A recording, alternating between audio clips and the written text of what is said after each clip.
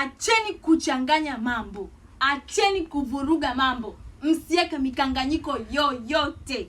Kuna huyu sijui ni Elmando sijui ni nani, nimeona ameposti video yake ikisema kwamba mbona Mbosso amejaza kwenye show yake na kati mashabiki wa Tanzania wamekataa kusupporti wasanii wao. Hapana, Mbosso hana shida na Watanzania. Mbosso hana shida na mashabiki zake.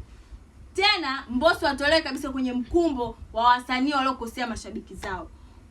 Na hili nataka niliweke sawa. Wasanii hawajatukosea kwa sababu wao ni CCM.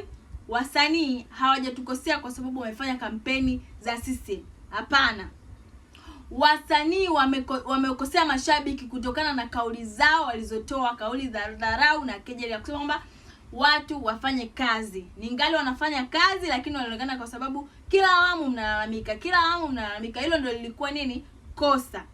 Kwa watu msichanganye mambo, msikanganye mambo. Mbosso hayupo kwenye huo mkumbo. Tuelewane.